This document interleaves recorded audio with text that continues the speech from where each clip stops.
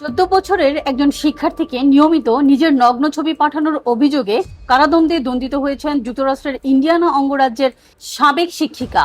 অভিযুক্ত কার্সি Carter south Dearborn school কর্পোরেশনে বিকল্প শিক্ষক হিসেবে কর্মরত থাকাকালে ওই শিক্ষার্থীর সঙ্গে স্ন্যাপচ্যাটে যোগাযোগ গড়ে তোলেন। প্রথমে তার বিরুদ্ধে শিশুকে যৌন উদ্দেশ্যে প্রলুব্ধ করা অর্থাৎ চাইল্ড সলিসিটেশন অভিযোগ আনা হয়েছিল। আদালতের নথি অনুযায়ী 2023 সালের নভেম্বরে 21 বছর বয়সী কার্টারের সঙ্গে স্ন্যাপচ্যাটে ওই শিক্ষার্থীর পরিচয় হয়। সামাজিক যোগাযোগ মাধ্যমটিতে প্রায় প্রতিবার গোসলের সময় নিজের নগ্ন ছবি শিক্ষার্থীকে পাঠাতেন।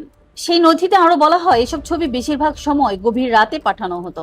এছাড়া কার্টার শিক্ষার্থীকে তিনি তার প্রেমে পড়েছেন বলেও জানিয়েছিলেন।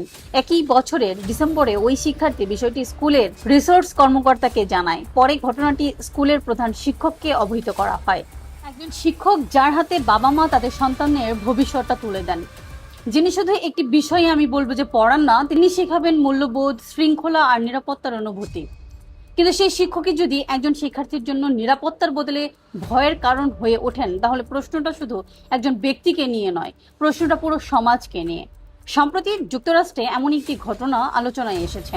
একজন সাবেক বিকল্প শিক্ষিকার বিরুদ্ধে অভিযোগ ওঠে তিনি একজন অপ্রাপ্তবয়স্ক শিক্ষার্থীর সঙ্গে অনুপযুক্ত যোগাযোগ গড়ে তুলেছেন।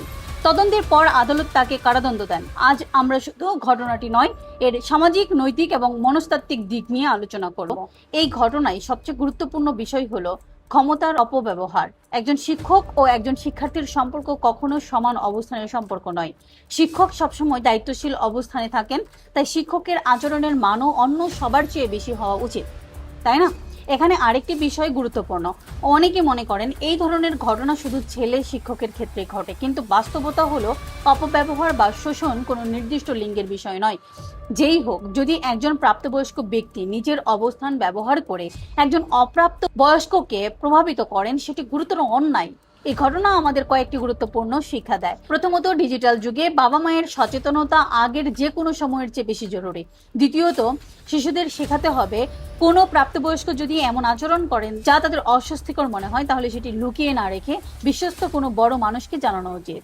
এবং তৃতীয়ত, স্কুল শুধু পড়াশোনার জায়গা নয়, এটি এমন একটি পরিবেশ যেখানে প্রতিটি শিক্ষার্থীকে নিরাপদ অনুভব করতে হবে।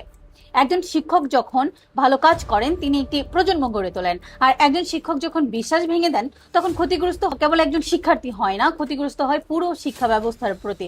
মানুষের আস্থা, আইনের বিচার অবশ্যই গুরুত্বপূর্ণ, কিন্তু তার চেয়েও গুরুত্বপূর্ণ এমন ঘটনা যাতে আর না ঘটে। সেজন্য পরিবার, শিক্ষা প্রতিষ্ঠান এবং সমাজ সবাইকে আরো বেশি সচেতন হতে হবে। শিশুদের নিরাপদ রাখতে পরিবার ও স্কুলের সবচেয়ে বড় দায়িত্ব কি হওয়া উচিত? আপনার মতামত কমেন্টে জানাতে পারেন। আর যদি ভিডিওটা ভালো লাগে, তথ্যবহুল মনে হয়, তাহলে শেয়ার করুন যাতে আরো মানুষ সচেতন হতে পারে। ধন্যবাদ। আবার দেখা হবে নতুন একটি গুরুত্বপূর্ণ আলোচনায়।